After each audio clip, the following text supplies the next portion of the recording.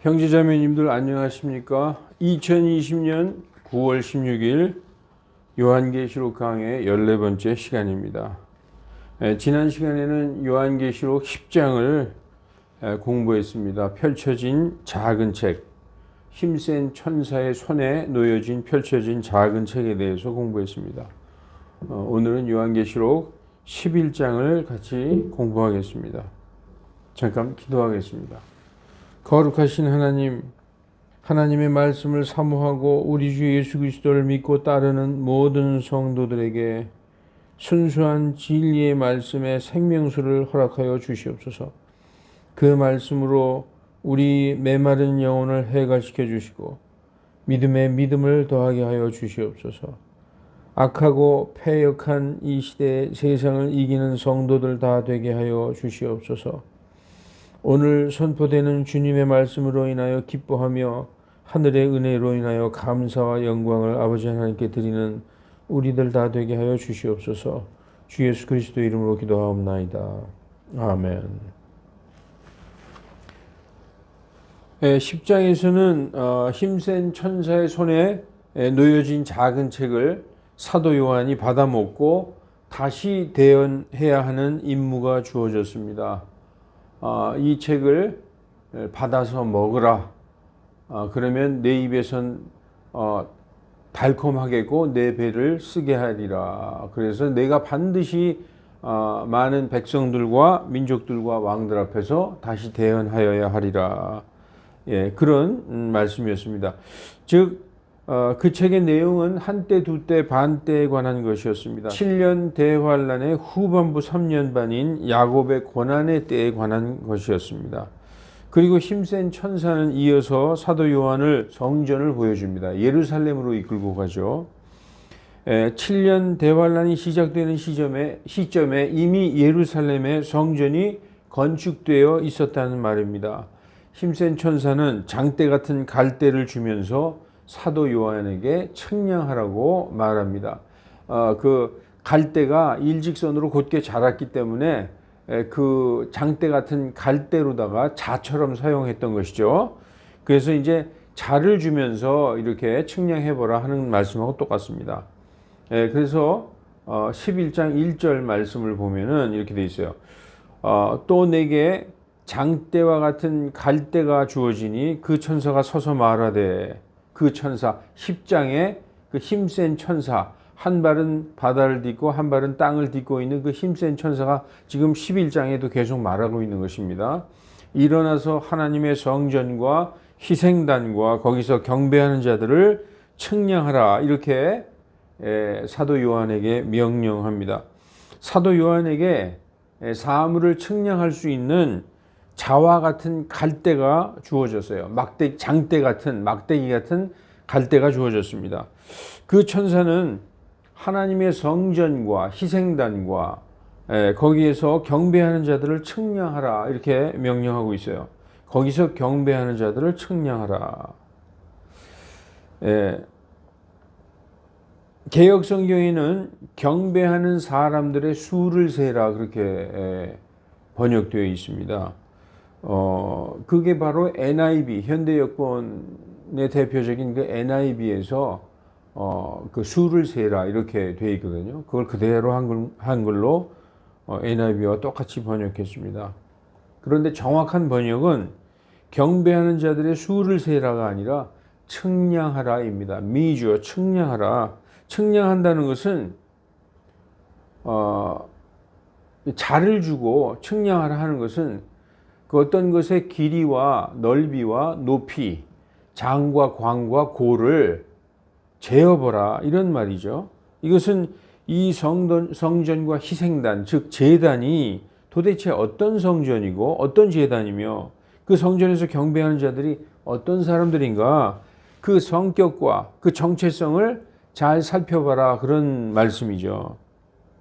그 뭐 치수, 몇 큐빗 뭐 이런 거를 지금 살펴보라는 말씀이 아니에요. 자세히 보면은 그 성전과 제단, 그 어떤 성격의 성전이며 어떤 성전이며 그 안에서 경배하는 자들은 어떤 자들인가 이걸 살펴보라는 말씀입니다.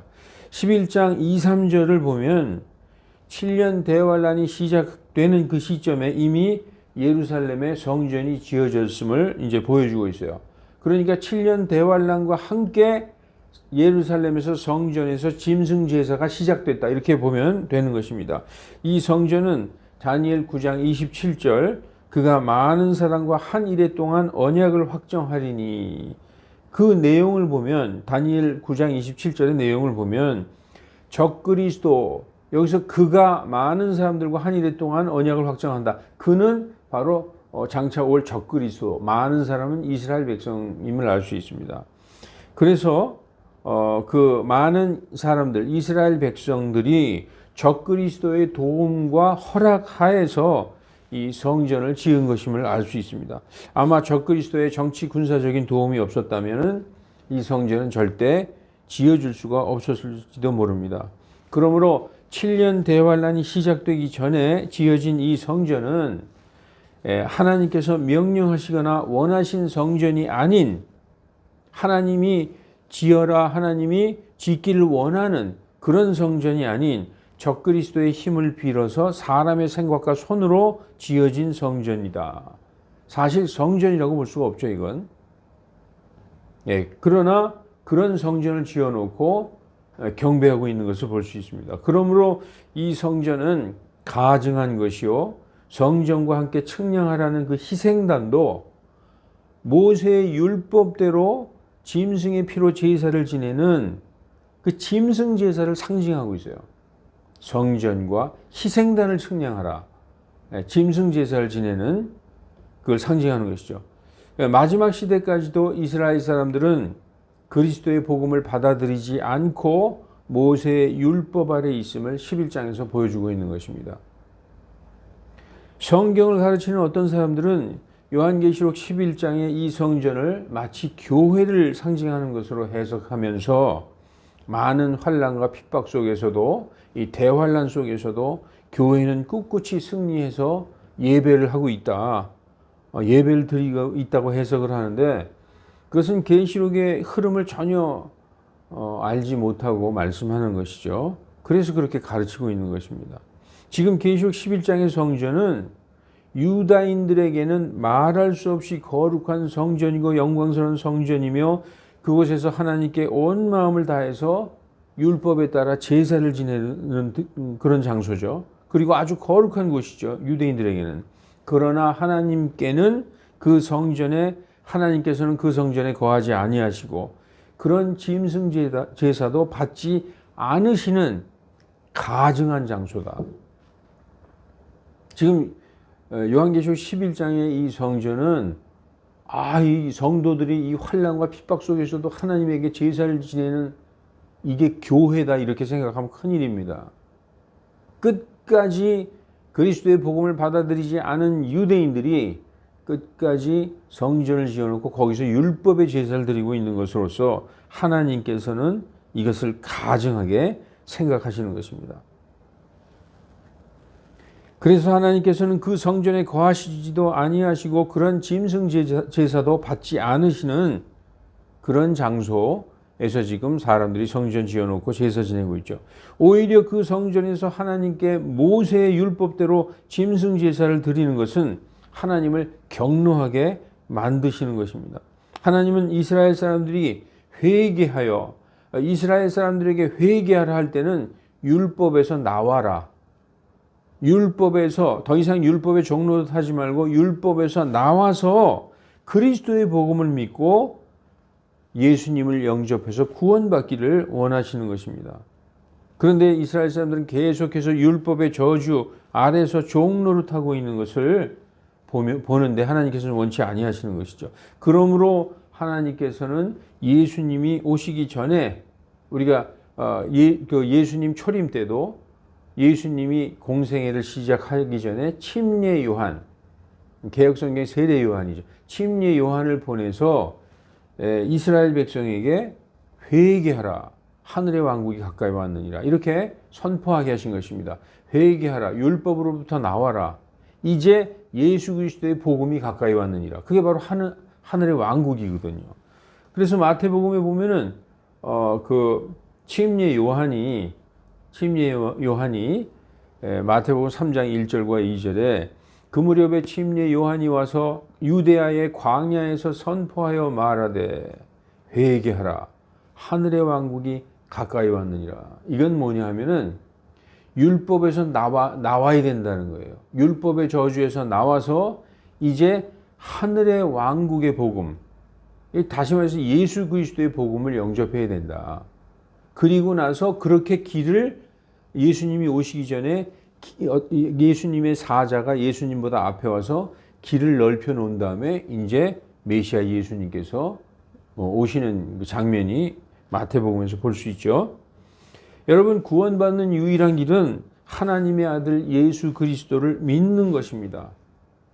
이방 성도들, 우리처럼 이방인 크리스찬들만 그럴까? 아니에요.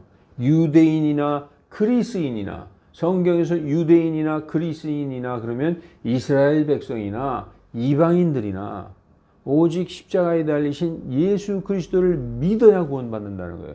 이방인은 예수 그리스도의 복음을 믿고 구원받고 유대인은 다른 거 믿어서 구원받는다, 아니라는 것이죠. 구원받는 유일한 길은 오직 하나님의 아들 예수 그리스도를 믿고 받아들이는 것입니다. 율법 아래 있던 자들은 율법에서 나와서, 모세의 율법에서 나와서 이제는 예수 그리스도의 구원의 복음으로 들어와야 된다는 것입니다. 그래서 요한복음 14장 6절, 사도행전 4장 12절, 여러분들 많이 들었던 성경 말씀이에요. 너무나 유명하고 잘 아시는 말씀입니다. 요한복음 14장 6절에 예수님께서 말씀하시되 내가 곧 길이요 진리요 생명이니 나로 말미암지 않고는 아무도 아버지께로 오지 못하느니라. 사도행전 4장 12절, 또한 다른 이에게는 구원이 없나니 하늘 아래 사람 중에 우리를 구원할 다른 이름을 주지 아니하셨느니라 하였더라. 오직 예수님을 믿어야 구원받는 것이죠. 어떤 사람들은 이렇게 가르칩니다. 이스라엘 사람들의 복음은, 이스라엘 사람들의 복음, 유다인의 복음은 이방인들의 복음과는 다르다라고 가르치는 사람들이 있어요. 유다인들은 그리스도의 구원의 복음을 믿어서 구원받는 게 아니라 왕국 복음을 믿어야 구원받는다. This gospel of the kingdom, 이 왕국의 복음을 믿어야 구원받는 것이지, 저기 그 이방인들처럼, 이방 그리스도인들처럼 그리스도의 구원의 복음을 믿어서 구원받는 게 아니다라고 가르치는 사람들이 많이 있습니다. 그래서 그들이 얘기하는 그 왕국 복음, the gospel of the kingdom, 이건 뭐냐 하면은 the kingdom of heaven, 하늘의 왕국 복음이라는 거예요. 하늘의 왕국 복음. 근데 이 the kingdom of heaven을 그들은 땅에 있는 하늘의 왕국으로 생각을 하고 있어요. 완전히 반대로 생각하는 것이죠. 그래서 하늘의 왕국은 땅의 왕국, 이루어질 메시아 왕국이요, 그것이 바로 예수님께서 통치하실 천년 왕국이다. 유다인들은 이 땅에 있는 천년 왕국에 들어갈 그 왕국 복음을 믿어야 된다고 가르치는 거예요. 여러분 헷갈리시죠? 세대주의자들은 잘 알 겁니다. 세대주의에서 이렇게 가르치니까. 이스라엘 백성은 우리 이방인들하고 다르다. 그래서 그들은 왕국 복음을 받아들여야 된다. 그래서 예수님도 하늘의 왕국이 가까이 왔느니라, 이렇게 마태복음 4장 17절에 처음 공생애를 시작하시면서 하늘의 왕국이 가까이 왔느니라. 그 하늘의 왕국은 땅에 있는, 나중에 예수님이 재림하셔서 이 땅에 세우실 천년 왕국, 메시아 왕국, 그런데 그들이 초림 때 받아들였으면 그것이 이루어지는데 받아들이지 않았기 때문에 이게 연기됐다, 이렇게 가르쳐요. 근데 그것은 완전히 잘못된 가르침입니다. 그거는 정말 잘못된 가르침이에요. 그래서 유다인들은 왕국 복음을 믿고 구원받는다? 이거 아니에요. 유다인이나 이방인이나 하나의 복음, 그리스도의 복음을 믿어야, 그래야 구원받는 거예요. 유다인 구원받는 복음 따로 있고 이방인 구원받는 복음 따로 있는 게 아닙니다. 그래서 그들은 뭐라고 얘기하느냐 하면 봐라 예수님도 이렇게 얘기하셨다. 제자들에게 너희는 오직 이방인의 어떤 길들로 들어가지도 말고 사마리아의 어떤 도시들로 가지도 말고 오직 잃어버린 이스라엘 집의 양들에게로 가라. 이렇게 말씀하셨다. 그러니까 이방인이나 심지어 사마리아도 가지 말고 오직 잃어버린 이스라엘 집에 잃어버린 양들에게만 보내셨다. 그래서 그들을 구원하는 복음이 왕국 복음이다라고 얘기하고 있어요. 그러나 그게 아니죠. 그들은 예수님께서 오직 이스라엘에게 왕국 복음을 전하라 그렇게 말씀하지 않았느냐 하면서 이스라엘은 우리와 달리 왕국 복음, 즉 메시아 왕국 복음, 땅에 이루어지는 천년 왕국을 받아들여야 구원받는다라고 가르칩니다. 그래서 이렇게 성경을 인용하죠. 마태복음 10장 5, 6, 7절 예수님께서 이 12를 내어 보내시며 명령하여 말씀하시되 너희는 이방인들의 길들로 들어가지 말고 사마리아인들의 어떤 도시로도 들어가지 말며 오히려 이스라엘 집에 잃어버린 양들에게로 가라. 가면서 선포하여 말하되 하늘의 왕국이 가까이 왔느니라 하라. 이렇게 하면서 이스라엘 백성에게 하늘의 왕국의 복음, 하늘의 왕국의 복음. 그런데 이 하늘의 왕국의 복음이 뭐냐? 뜻이 하늘에서 이루어진 것 같이 땅에서 이루어진 그 땅에 이루어지는 왕국이 바로 킹덤 오브 헤븐, 하늘의 왕국이라고 가르치는 거죠. 이게 바로 천년 왕국이요. 예수 그리스도께서 이 땅에서 세울 메시아 왕국이다. 이렇게 가르칩니다.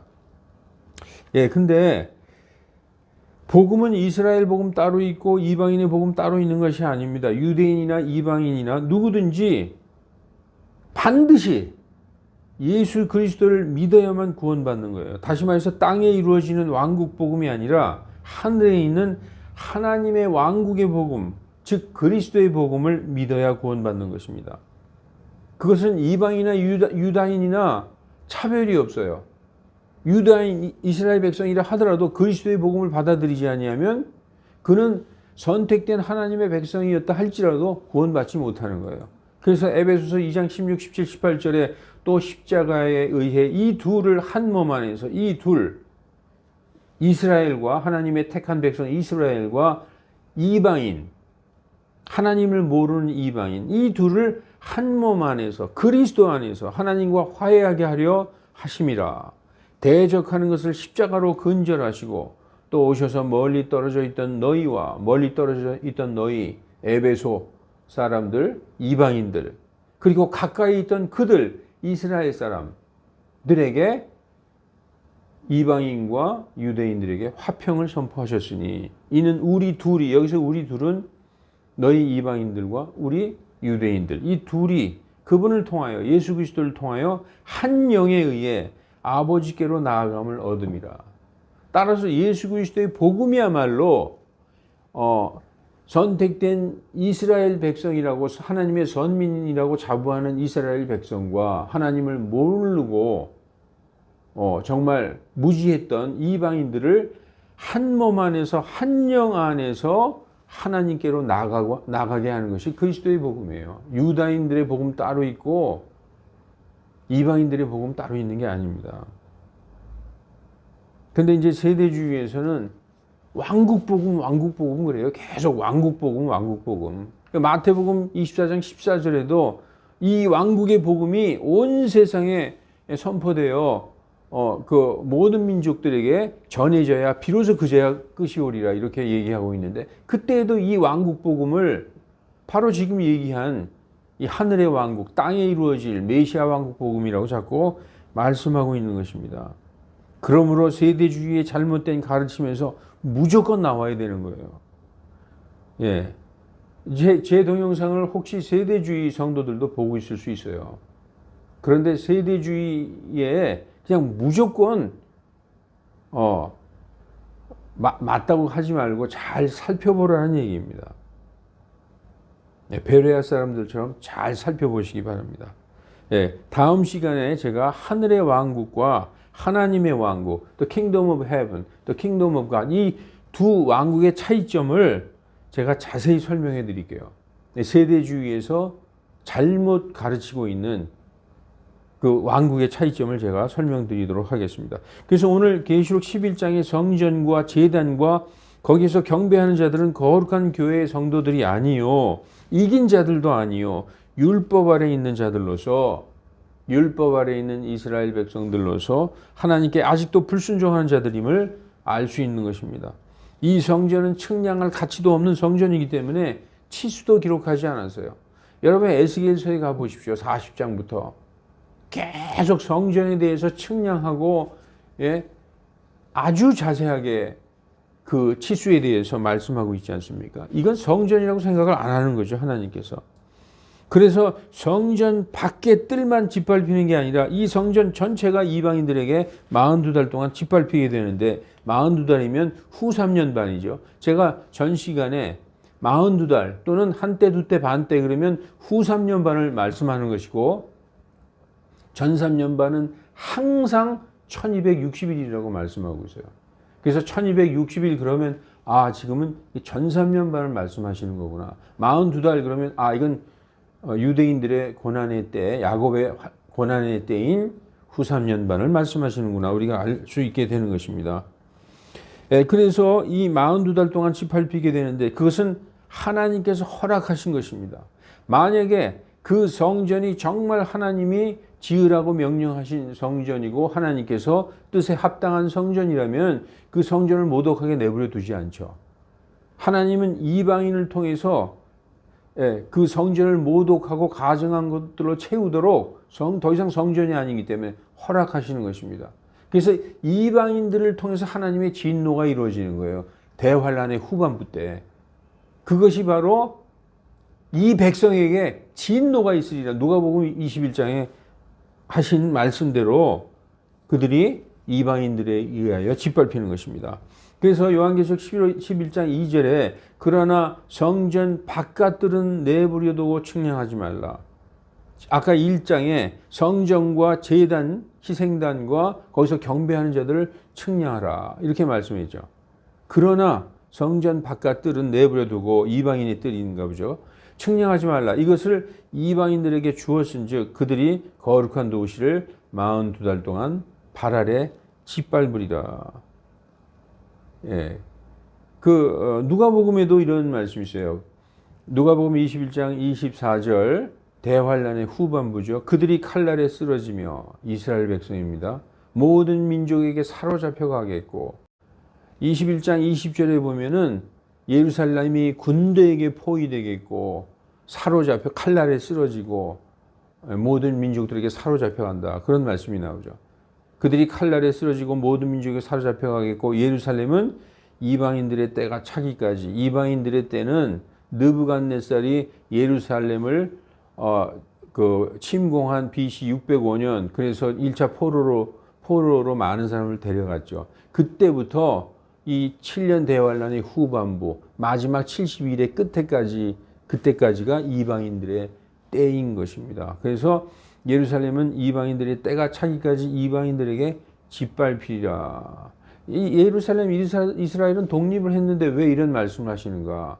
이스라엘이 독립한 거하고 상관없이 이스라엘의 가장 상징적인 대표적인 이스라엘을 대표하는 것은 예루살렘 성전이에요. 예루살렘 성전이 회복되지 않았으면 아직까지 이방인들에게 밟히고 있다고 말씀하는 것입니다. 그래서 지금도 이방인들에게 밟히고 있는 것이 언제까지? 이방인들의 때가 차기까지 밟힌다. 이렇게 말씀하고 있습니다. 예수님께서 지상 강림하신 후에 공중 재림하실 때 성도들이 휴거되고 그리고 그 예수님께서 성도들과 함께 지상 강림하시죠. 지상 강림하신 후에 왕좌에 앉으시게 될 성전은 이 성전이 아니라 지금 11장에 나오는 성전이 아니라 에스겔이 치수를 자세히 기록해 놓은 에스겔 성전이 될 것입니다. 그러므로 이 성전은 성전이 아니라 가증한 우상으로 덮이고 끝까지 황폐한 집이 되는 것입니다. 내어준 집이 되는 것이죠. 그래서 계시록 11장 3절 이어지는 말씀에 내가 나의 두 증인에게 권능을 주리니 여기서 내가 나의 10장의 힘센 천사죠. 그래서 지금 내가 나의 두 증인에게 권능을 주리니 그들이 거친 베옷을 입고 1260일을 대언하리라. 이렇게 말씀하고 있어요.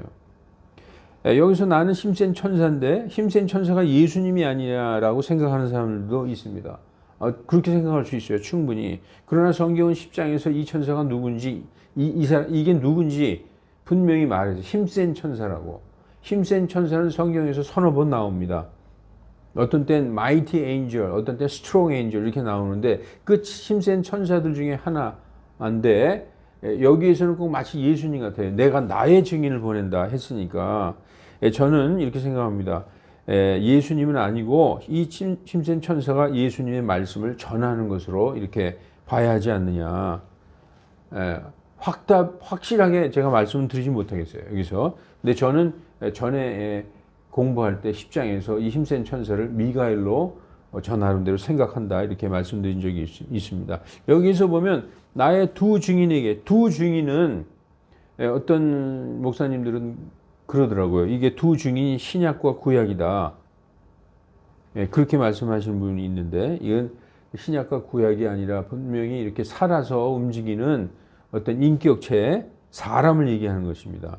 그래서 이 두 증인이 하늘을 닫을 권능이 있어서 비를 오지 못하게 하는 권능을 가지고 있고 또 어떤 그 두 증인 중에 한 사람은 물을 피가 되게 하는 그리고 불을 다스리는 이런 권능을 가지고 있어요. 그래서 이 두 사람이 모세와 엘리야 아니냐 그렇게 말씀하는 분들도 있습니다. 저도 동의합니다.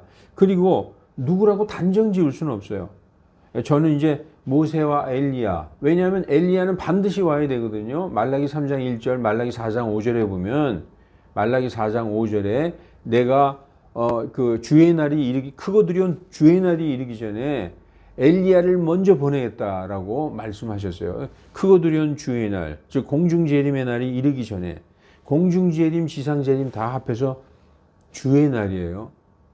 공중재림하는 날은 휴거의 날이고 지상재림하는 날만 주의 날이다. 이게 아닙니다. 공중재림에서부터 지상재림까지가 전부 주의 날이에요. 그런데 그래서 이 두 증인은 모세와 엘리야냐.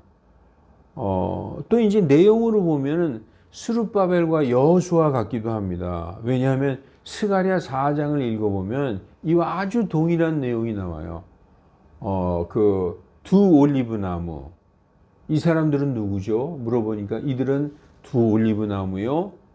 땅의 하나님, 저 스가랴서에서는 4장에 이들은 누구냐? 두 올리브 나무요. 땅의 주의 곁에 서는 자들, 땅의 주의 곁에 서는 자들이다. 지금 여기에서는 뭐라고 얘기하느냐? 이 두 사람이 땅의 하나님 앞에 서 있는 두 증인이다. 이렇게 말씀하고 있어요. 그래서 스룹바벨과 여호수아로 보아도 상관없다. 모세와 엘리야가 아니냐. 왜냐하면 이건 계시의 말씀이기 때문에 이건 이거다라고 말씀하기는 참 어렵습니다. 모세와 엘리야의 특성 권능도 가지고 있고 이들이 가진 권능을 보면 그렇다는 것이죠. 그리고 이들이 한 일을 보면은 또 스룹바벨과 여호수아와 같은 그런 일을 하고 있다라고 볼 수도 있어요. 지금 여기에서 보면 거친 베옷을 입고 있다. 거친 베옷은 회개와 슬픔을 상징합니다. 회개하라 이거죠. 거친 베옷을 입고 제 위에 앉아서 회개한다. 이런 표현이 성경에 나오지 않습니까? 여기서 1260일은 제가 누차 얘기했듯이 7년 대환란의 전반부 3년 반을 의미합니다. 전 3년 반인 1260일 동안 두 증인이 예수님을 증거했지만 그들은 회개하지 않고 복음도 받아들이지 않았습니다. 그리고 적그리스도를 메시아로 믿고 그들에게 성전을 짓게 해주고 제사를 드릴 수 있게 해준 이스라엘 백성들은 적그리스도를 받아들이는 거죠. 적그리스도의 힘, 그 정치적인 힘과 군사적인 힘, 그의 파워로 말미암아 이 성전을 지었어요. 어떻게 그렇게 말씀할 수 있느냐? 다니엘서 9장에서 그가 그 많은 사람들과 한 일에 언약을 세웠다고 하지 않습니까? 그리고 그 언약의 중간에 희생물과 봉헌물을 그치게 했다는 것은 3년 반 동안 성전에서 짐승 제사를 지내왔다는 것을 말씀하고 있는 것이기 때문에 적그리스도로 말미암아 성전을 짓고 거기에서 1260일 동안 이스라엘 사람들은 성전에서 제사를 지내고 이 두 주인은 바깥에서 증거했다는 것이죠.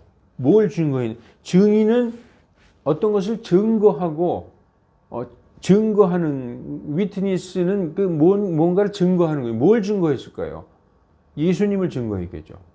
그러면 율법을 지키는 그 성전에서 모세의 율법대로 제사를 지내는 이스라엘 백성에게 예수 그리스도를 선포한다는 것은 상당히 트러블이 있는 거죠. 그들은 유대교를 믿고 예수님을 인정하지 않고 받아들이지 않는데 이 두 주인들은 1260일 동안 계속 예수님을 선포하고 있었다는 거예요. 회개하라 하고 거친 베옷을 입고 즉 그걸 상징하고 있는 것입니다. 그래서 그들은 예수님은 배척했지만 마지막 때에 7년 대환란이 시작되기 전에 마지막 때에 적그리스도는 받아들였어요. 그래서 이제 그 요한복음 5장 43절에 내가 내 아버지의 이름으로 왔음에 너희가 나를 맞아들이지 아니하나 만일 다른 자가 자기 이름으로 오면 맞아들이리라 라고 말씀하신 그대로 성취된 것입니다. 그래서 적그리스도의 그 힘과 능력을 빌어서 성전 지어놓고 거기서 짐승 제사 지내고 있는데 그 예수님께서 나의 두 증인을 보내서 예수님의 두 증인이 계속 예루살렘에서 무언가를 증거하는 거예요. 뭘 증거하겠어요? 예수님을 증거하겠죠. 회개하라.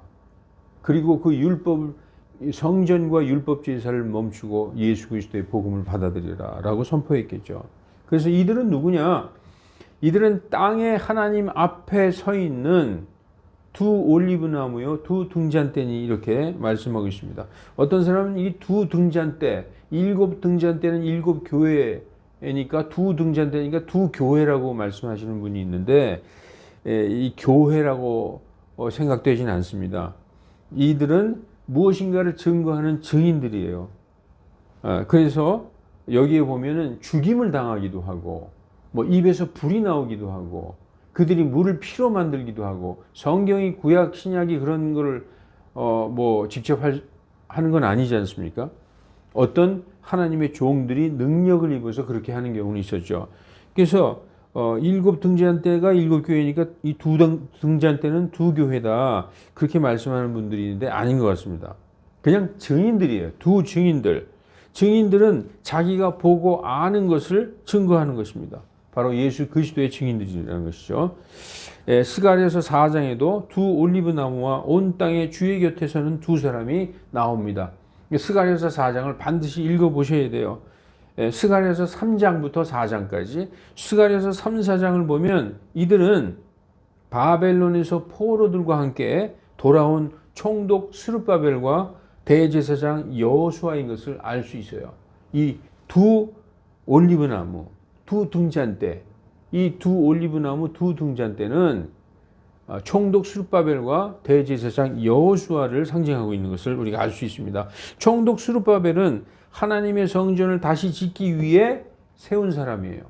총독 스룹바벨은 계속 하나님의 성전을 지으려고 했던 사람이에요. 그의 임무는 성전을 짓는 것입니다. 건축하는 거예요. 그러면 대제사장은 백성들에게 율법을 가르치고 율법으로 성전에서 제사를 지내는 사람이 대제사장이잖아요. 그런데 지금 요한계시록 11장의 두 증인들은 총독 스룹바벨과 대제사장 여호수아가 했던 일에 정확히 100% 어떻게 완전 반대되는 일들을 하고 있어요. 총독 스룹바벨은 성전을 건축하려고 했던 사람이고 건축했고 그리고 대제사장 여호수아는 율법으로 제사 지내고 백성에게 율법을 가르치는 사람이죠. 그런데 지금 이 두 증인은 성전을 짓지 말라. 성전 그거 잘못된 거라고 얘기하고 있어요. 성전 지으라의 반대를 지금 선포하고 있죠. 그리고 또 한 증인은 율법에 의해서 제사를 드린다. 이거는 하나님이 기뻐하시지 않는 것이다. 가증한 일이다.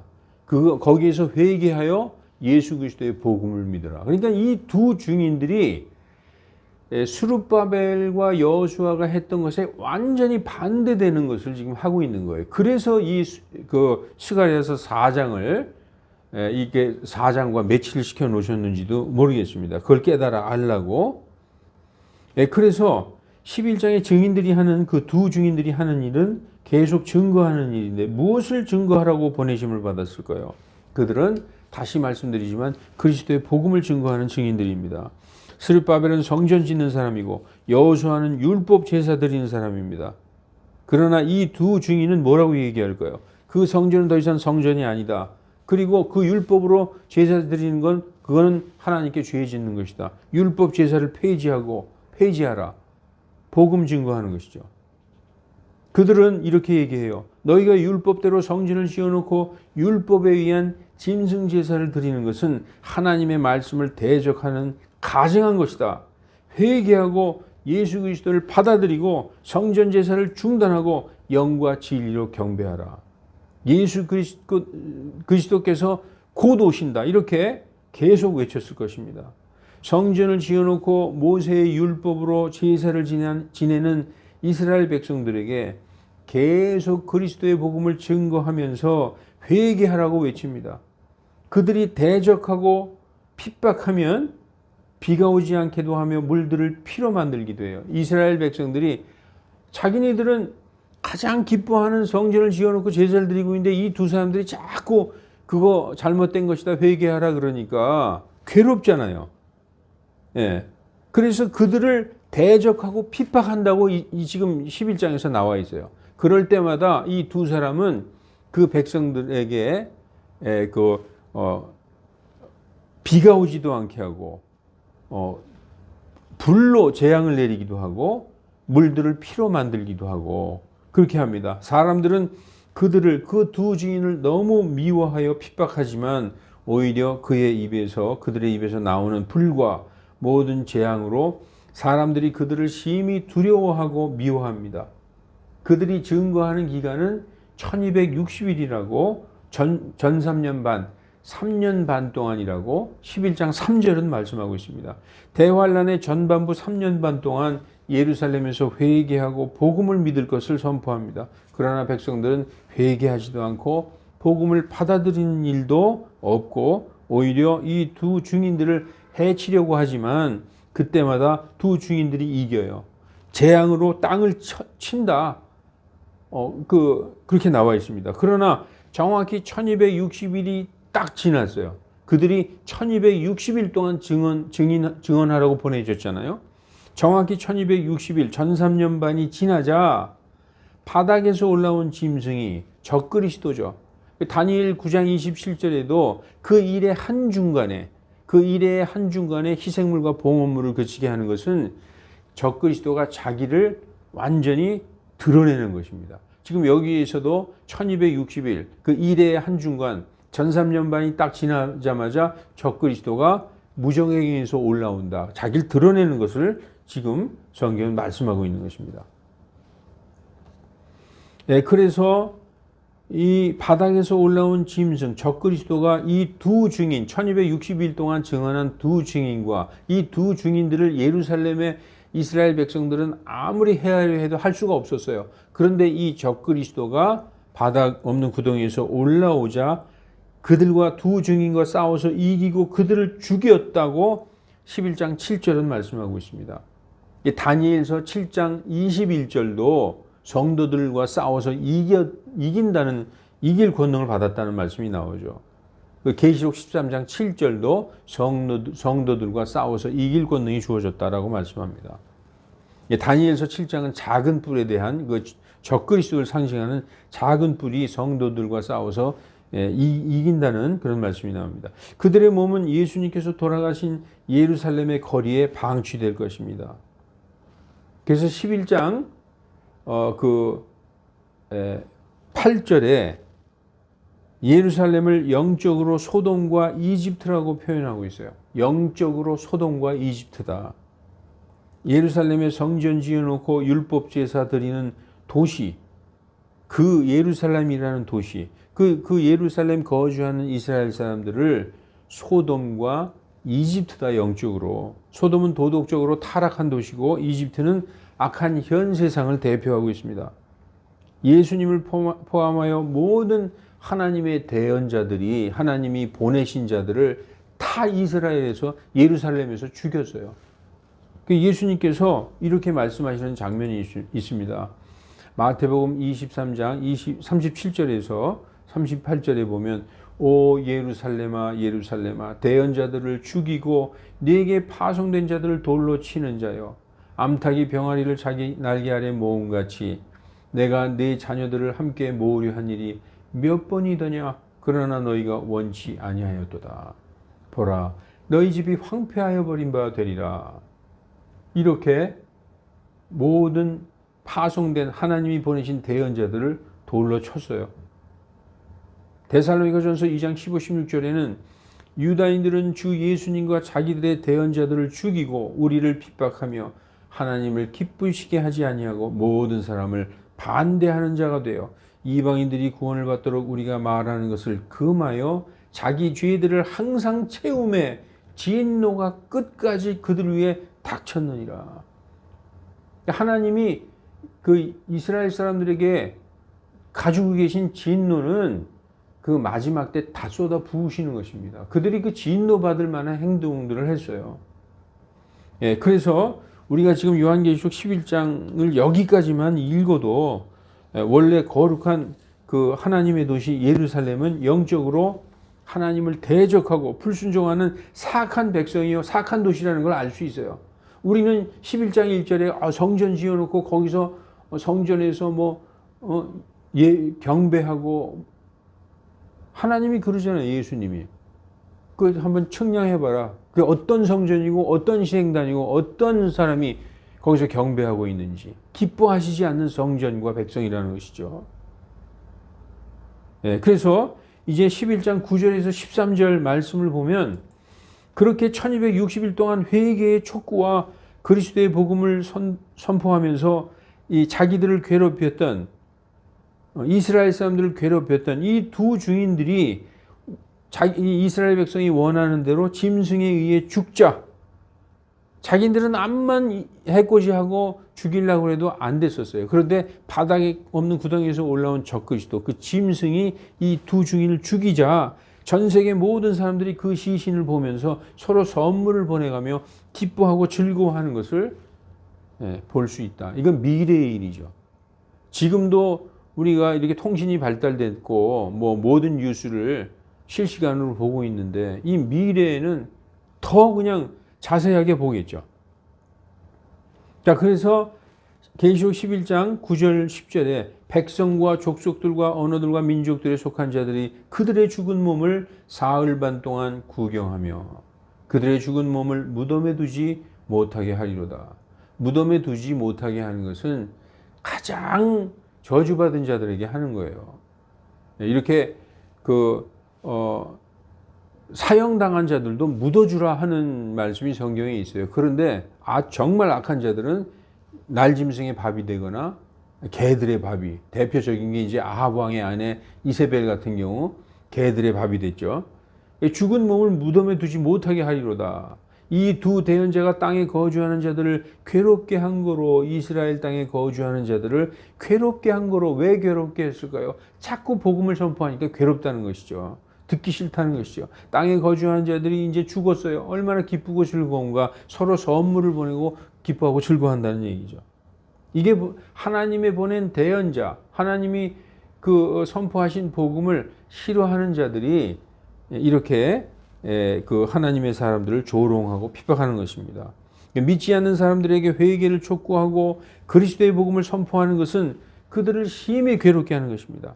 이 시기에 예루살렘에서는 그리스도의 복음을 선포하는 사람이 가장 조롱당하고 핍박당하는 시기임을 우리가 성경을 통해서 볼 수 있는 것입니다.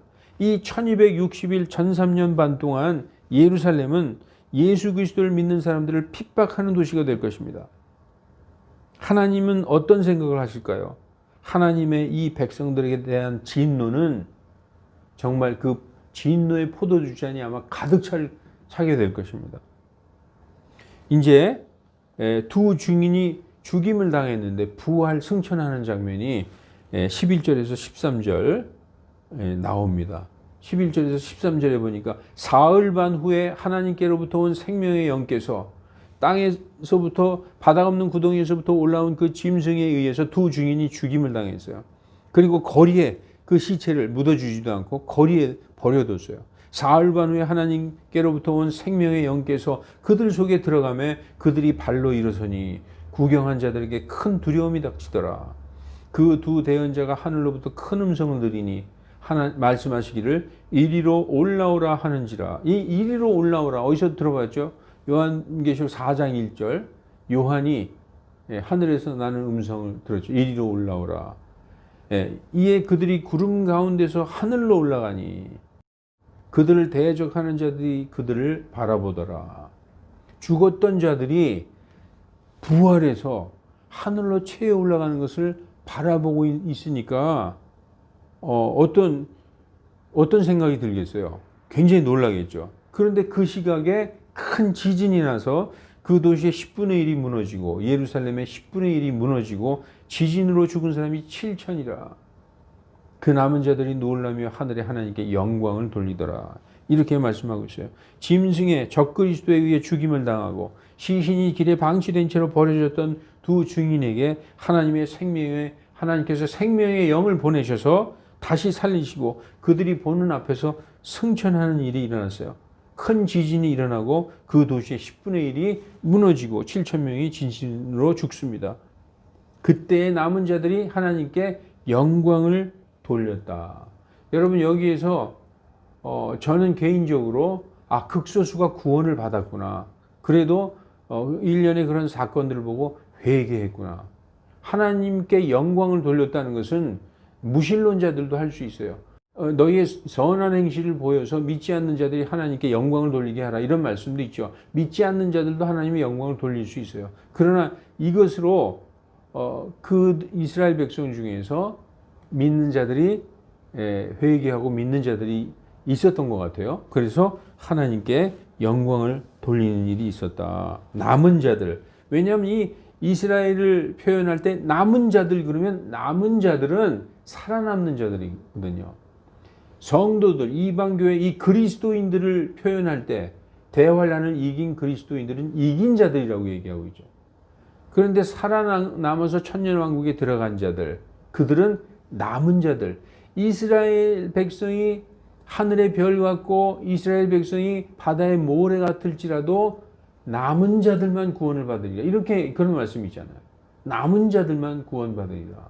그래서 이러한 대언자들의 이러한 증인들의 증언과 1260일 동안의 증언과 또 적그리스도가 등장해서 죽임을 당하고 그 부활 승천하는 것을 눈으로 보고 그리고 큰 지진이 일어나면서 그 도시 10분의 1이 무너지고 7천 명이 죽는 것을 보면서 극소수의 구원받은 남은 자들이 혼의 구원을 받는 사람들을 지금 볼 수 있는 것입니다.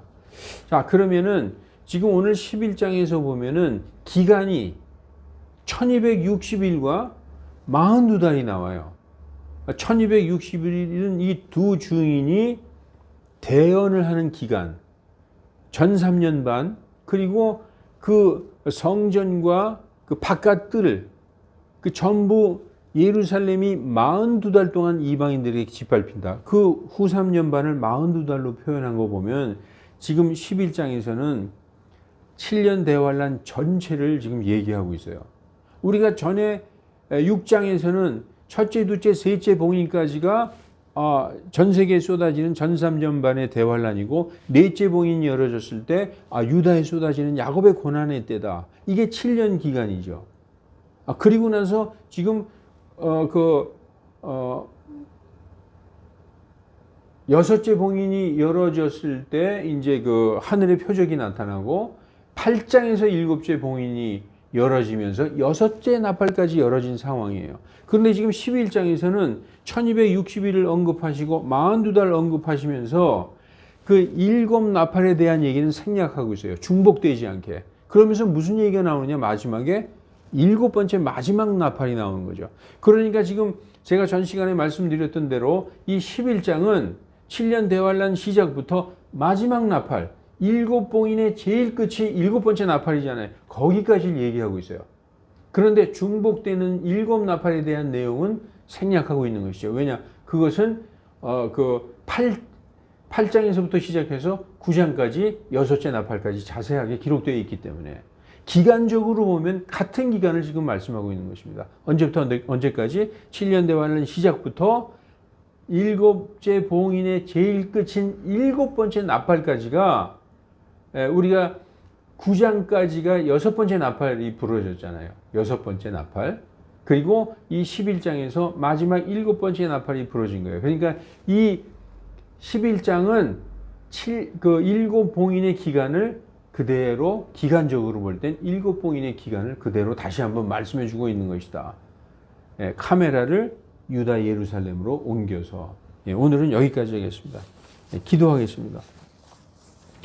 거룩하신 하나님 아버지, 우리는 모르는 것이 너무나 많습니다. 그러나 하나님, 하나님의 영에 의해서 우리가, 그리고 우리 앞서간 선배들과 공통적인 그 진리를 깨달음으로 인해서 곁길로 가지 않고 많은 사람들이 한 믿음과 한 성령과 한 주님, 한 하나님, 한 침례의 그 믿음 안에 서 있는 것처럼 공통적인 해석과 공통적인 믿음, 공통적인 진리, 한 성령께서 가르쳐 주시는 그 진리의 길로 갈 수 있게 인도하여 주시옵소서. 감사드리며 주 예수 그리스도의 이름으로 기도하옵나이다. 아멘.